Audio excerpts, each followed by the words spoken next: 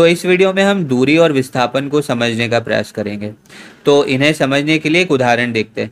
तो मान लीजिए हमारे पास एक भेड़ है और ये बहुत भूखी है और इसे घास खाना है। तो ये जहाँ जहाँ इसे घास मिलेगी ये घास खाते खाते आगे बढ़ती जाएगी।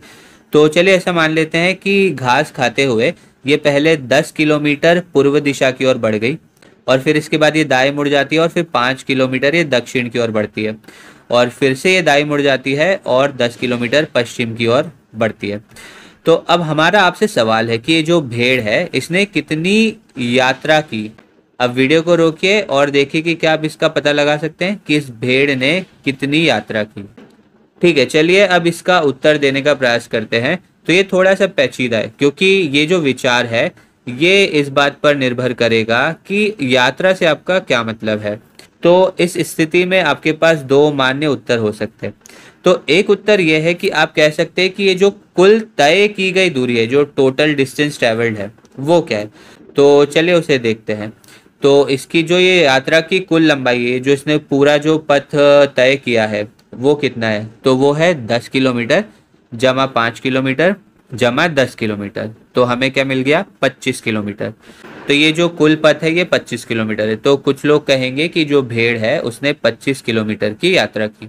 और यदि आपने भी यही उत्तर दिया था तो जो आपने गणना की है उसे हम कहते हैं तय की गई दूरी, यानी कि डिस्टेंस ट्रेवल्ड। अब आप में से कुछ ने कहा होगा कि रुकिए, ये जो भेड़ है ये पहले कहाँ थी, ये यहाँ पर थी और फिर यात्रा के अंत में जब इसने पूरा ये पथ ट्रैवल कर लिया तो ये कहाँ पर है, तो ये अंत में यहाँ पर है। तो ये जो भेड़ है इसकी स्थिति में, इसकी पोजीशन में कितना परिवर्तन आया है, तो वो है कुल 5 किलोमीटर दक्षिण की ओर। इस बिंदु से इस बिंदु तक ये 5 किलोमीटर दक्षिण की ओर।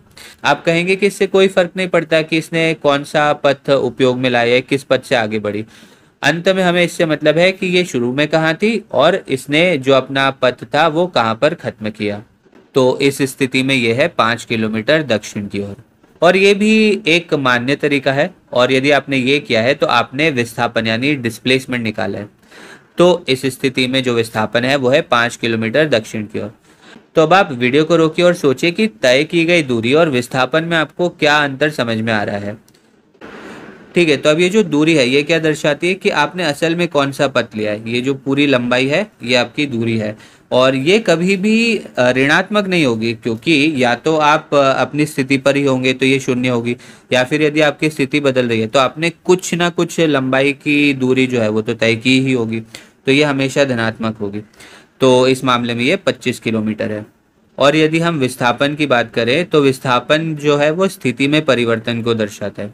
अब चूंकि आप आगे भी बढ़ सकते हैं, आप पीछे भी बढ़ सकते हैं, तो यहाँ पर आपको दिशा जो है उसे भी दर्शाना होगा। तो हमारे मामले में यह है 5 किलोमीटर दक्षिण की ओर। तो भेड़ की जो स्थिति है वो 5 किलोमीटर दक्षिण की ओर बदल गई है और ये ऋणात्मक भी हो सकता है। ये इस बात पर निर्भर करता है कि आप अपनी जो ये स्थिति है उसे कैसे दर्शा रहे हैं। जैसे हमने यहाँ पर इसे दक्षिण उत्तर पूर्व पश्चिम ऐसे दर्शाए। हो सकता है आप इसे जो संख्या रेखा है उस पर दर्शाए, जैसे आगे बढ़ने पर प्लस और पीछे बढ़ने पर ऋणात्मक। तो ये आप पर निर्भर करता है। तो जो दूरी है वो पथ की कुल लंबाई है और जो विस्थापन है वो स्थिति में परिवर्तन है।